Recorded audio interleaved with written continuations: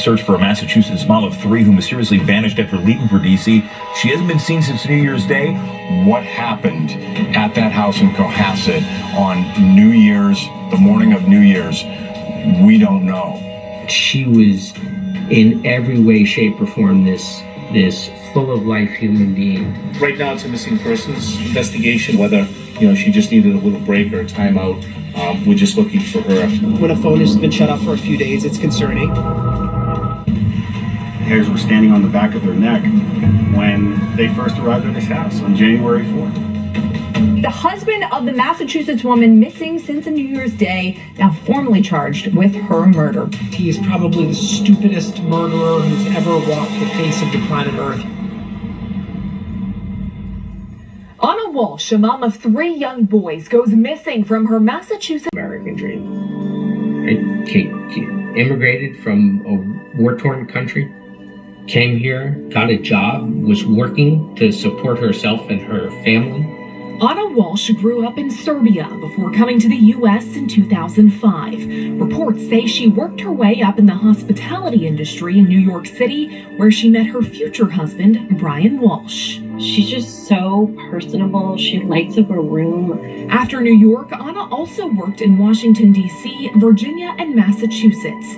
And while we know details of her professional career, little is known about her relationship with Brian. We spoke with reporter Bob Ward from Boston 25. That's one of the mysteries here, that their friends that are here in Massachusetts aren't really saying a whole lot to us, and about their relationship. I uncovered a report in Washington that showed in 2014 that she complained to police that he threatened to kill her and a friend. Ana reported to D.C. police that her then boyfriend told her over the phone that he was going to kill her and her friends. There was a record of him threatening to kill her, and that is a huge red flag. That report doesn't name Brian Walshe, but states that her boyfriend was living in Massachusetts, where Brian was living at the time. Ana never cooperated with D.C. police, and the case was closed. A typical follow-up would be have to connect with the victim and get more information, and it appears that she did not want to follow through. Not unusual in domestic violence cases. More than a year later, Brian and Ana were engaged. Just months after that, they were married. And a year after the couple welcomed their first child, Ana posted to social media a photo of herself with a black eye. In the post, Ana said she had a mild concussion, a bruised hip, and a cut. She appeared to brush it off to friends in the comments, blaming a fall at work. The picture has never been linked back to any sort of domestic violence, and the couple would go on to have 2 more children. I mean, her kids were her whole world. Whenever she's with them, it's all about them. Despite living in Cohasset, Massachusetts, Ana began working in D.C. at Tishman Speyer last year. And I knew they were struggling because she's been far away for so long. I knew they had many fights about, like, when are we finally going to come to D.C.? When am I going to be with my kids? That was her priority. It was employees at Tishman Speyer that first reported Ana missing on January 4th. My friend Jem called me and said, Ana's missing. And the first reaction is like, what are you talking about? Ana's missing. Peter says that friend Jem was at Ana and Brian's home New Year's Eve, ringing in the new year, just a short time before investigators would later say she was killed. Initial reports say a family member told police that she left at 4 a.m. on January 1st to catch a flight to D.C. for a work emergency. It's been reported that she was called to D.C. to handle some type of emergency at one of the properties that she manages. That's why she was attempting to go to D.C. early. She did have a flight booked for the 3rd, but she never got on that flight. She would not have left on New Year's Day for a work emergency, so I think I pretty immediately knew in my gut that that was not the case. And so it was just sort of this doesn't add up. According to investigators, Ana's cell phone was turned off on January 2nd. It's very difficult, as you know, nowadays not to leave an electronic footprint or some type of footprint, which are debit cards or your credit cards, and none of these things have been active since the first of the year.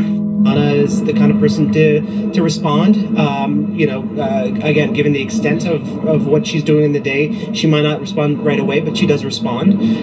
When a phone has been shut off for a few days, it's concerning. Police say Brian was cooperating in the early days of the investigation into Ana's disappearance. Whether, she just needed a little break or a timeout, we're just looking for her. A retired homicide detective who is not involved in the case says he thinks police knew all along. It's my belief that the police were onto him from the get-go. They made some startling observations of the car before they even knocked on the door. Brian first told investigators he hadn't seen his wife since New Year's Day, and in that time since, he had only left his home to get ice cream with his son. But as police continued to investigate, they obtained a search warrant for the family home, which led to Brian in handcuffs. Brian Walshe is sloppy. He's making errors at every turn. Brian was convicted of federal wire fraud charges in an unrelated case for selling fake Andy Warhol paintings and was awaiting sentencing. As part of his probation, he was wearing an ankle monitor. His story did not match up with that electronic evidence, his electronic footprint. And at that point, there has to be red flag, I'm sure. Do you think that may have played into effect when it came to the arrest for him misleading the investigation? Absolutely. Brian was charged with misleading police after investigators searched the home. For the first time since Ana's disappearance, the world saw Brian at his arraignment. The images showed him actually smiling or smirking. And that rubbed a lot of people the wrong way. And he walked in with an air of arrogance, kind of looking around the courtroom, kind of looking like he owned the place. And I don't know, maybe thinking he could talk his way out of it. This is a serious situation, and he looked just casual. And I think it's especially someone loving Ana so much, it's really difficult to see that and to understand that altogether. It doesn't make any sense. With Brian now behind bars, investigators begin to piece together what they say happened to Ana Walshe.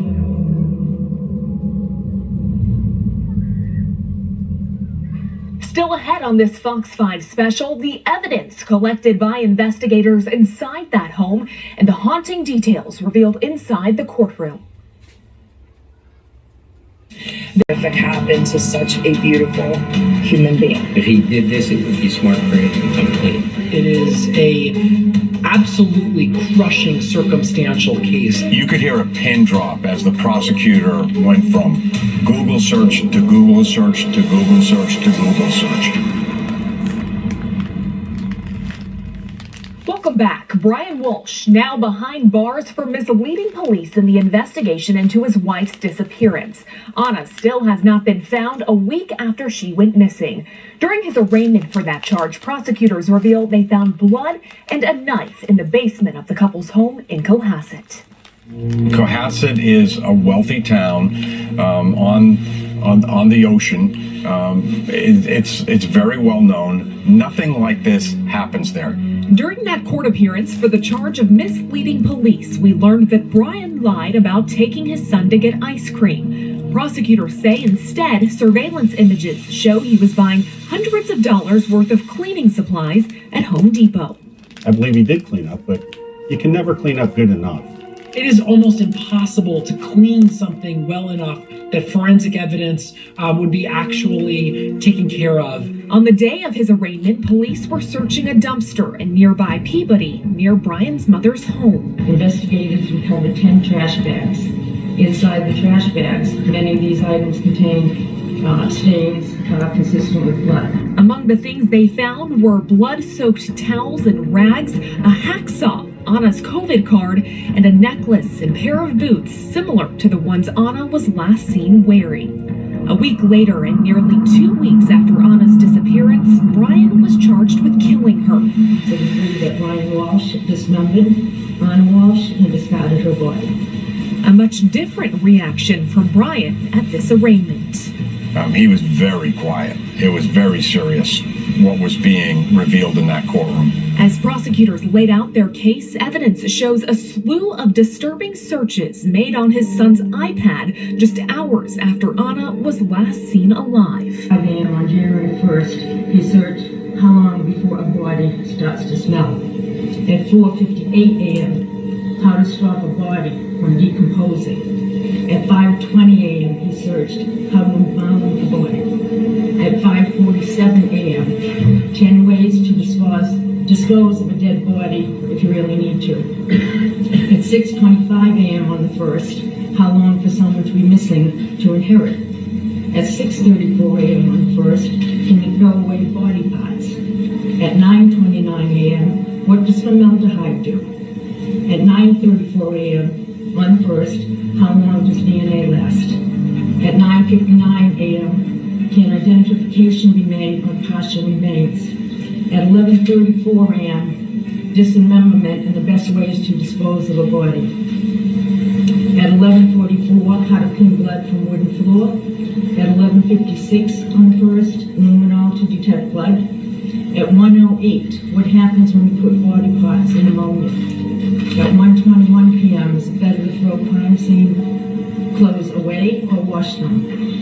Those were on the January 1st. Prosecutors say Brian didn't stop there. The next day, he's accused of searching things like, is a hacksaw the best tool to dismember a body? And can you identify a body with broken teeth? The day after that, more searches, including what happens to hair on a dead body and what is the rate of decomposition of a body found in a plastic bag compared to on the surface in the woods.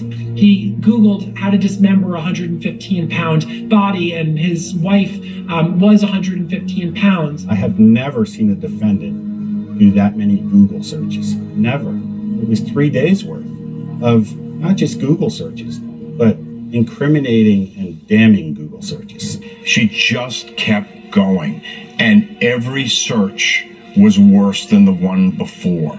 Prosecutors also say just days before Ana's disappearance, on December 27th, Brian searched online, what's the best state to divorce for a man? I've been doing this for almost 40 years, and I've never seen that level of detail unleashed at an arraignment. Brian Walshe pleaded not guilty. The question remains, where is Ana Walshe? I think the investigators believe that she was disposed of in the trash and then incinerated, and they were just too late to get to it. Still ahead in this Fox 5 special, will the circumstantial evidence be enough? In the world, and just, it's not fair what happened. She does not deserve this. It's surreal. It really is. It's like, it just, people don't do this to one another, especially a husband to a wife, supposedly. It's also so sad, young woman, mother of young children. It's gruesome, and it's just a really hideous set of facts. I think juries are sophisticated enough to know that if someone's if someone is being charged with murder, they're also capable of disposing of the body. Welcome back. Brian Walshe now charged with his wife Ana's murder. He pleaded not guilty, and her body still has not been found. Investigators believe he dismembered her and took her and her belongings to different dumpsters starting on January 3rd. He walks to the dumpster carrying a garbage bag. He's leaning, and it appears to be heavy as he has to heft it into the dumpster. He walks to the dumpster with the garbage bag. And leaves it. On 4:48, he hit another complex in Abington, and at 5:10 p.m., cell phone shows records at another apartment in Brockton. The next day, on January 4th, police do a welfare check on Ana after coworkers report her missing. During that check is when officers notice Brian's car. Prosecutors say the seats were down inside of his Volvo, and there was a plastic liner in the back of the car. Then on January 5th, prosecutors say cell phone data shows him traveling to his mother's home. The phone traveled to the complex where his mother lives at 9:30 a.m., went for about 5 minutes around the building to the southeast corner. In the southeast corner of that complex, is where there was a dumpster. The dumpster was later secured and searched. While prosecutors were able to secure some of the items Brian allegedly disposed of, it was too late for others. These bags and what was in them were already picked up and taken to a location for shredding and to be incinerated. He is probably the stupidest murderer who's ever walked the face of the planet Earth. He has made every textbook mistake possible at every single turn. He is not given any thought to how to actually carry out the perfect murder. If there were a case study in how to commit the worst murder possible, he would be the poster boy for that. Without a body, is there still the likelihood of this moving forward, a case like this? I believe so, especially this case, yes. There are challenges, don't get me wrong. It's a hard case for the prosecution because they don't have a body. And while it's not an impediment to getting a conviction for murder without a body, they still haven't recovered a body in the case, and that presents some challenges for the prosecution. Duncan Levin is a former federal prosecutor. He says that even though a case without a body can be difficult, the state in this case has what it needs.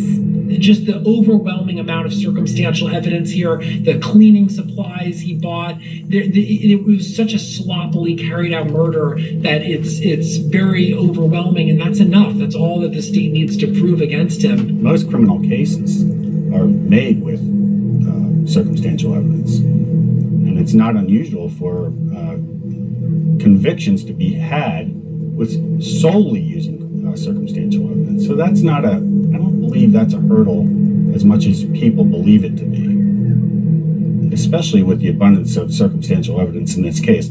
That overwhelming circumstantial evidence is what Brian's defense team will need to overcome. The defense is going to seize upon the fact that there's no body. And without that, you can't convict for murder because you don't know that she didn't just run away. The problem for the defense is that there are so many different threads here that all point in the direction of Brian Walshe that it's going to be very difficult for them to individually attack them.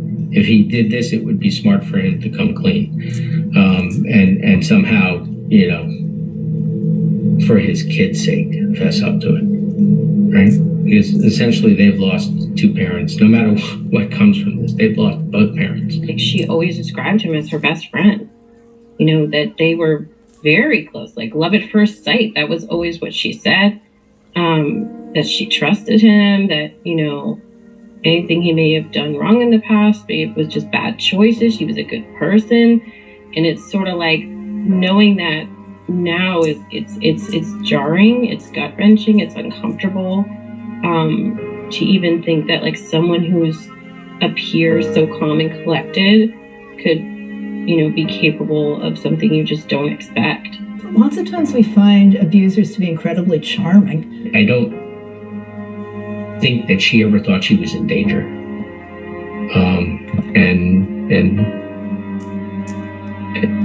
And if she did, I don't know that she would have reached out to somebody. So if she were buying a house in DC and thinking about moving the kids, that is a time where domestic violence might escalate because that's the time of separation. So I think when this opportunity came up as well, she jumped at it as well to be here and to move out of the Boston area. The other part of that really was with Brian's ongoing investigation. I don't know how much I really want to talk about that. With the FBI, was that she was responsible for being the primary breadwinner, and so it was really a matter also of like her taking that on for her family. Domestic violence cuts across every category you can think of: economic, racial, religious, any group, education level, anything. It cuts across. If anything good can come from this, is to help the next person or persons who might be in this situation, or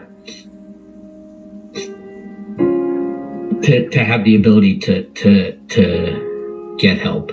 I think if more people start to realize that she, who, as you described, was successful and seemed good on the outside, can also be affected by domestic violence. And so don't look at yourself as, I'm a strong, smart woman. How could this be happening to me?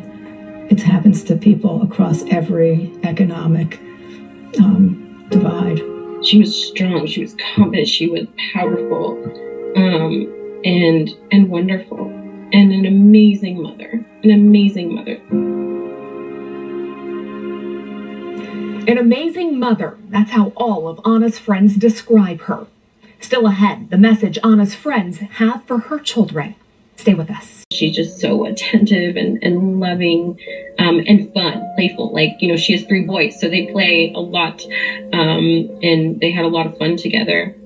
And she was just very present with them. Ana would want her kids to continue the legacy of her life, right? The legacy of her life has to live on. And whatever that looks like, so she'll want her kids to do that. She'll want her kids to know. It's not clear who is now caring for Ana and Brian's young children. Initial reports said they were in the custody of Child Services, but there has been some speculation that they could be with Brian's mother. Ana's mother lives in Serbia. Her friends say she visited her mom in December. Ana's mother spoke to Fox Digital saying Ana texted her just 1 week before she vanished, asking her mom to come to the U.S. the very next day. Her mother was not able to make that quick trip. As for Brian, his case is still making its way through the courts. We'll continue to follow it for you right here on Fox 5. If you or anyone you know is experiencing domestic violence, call the National Domestic Violence Hotline at 1-800-799-7233.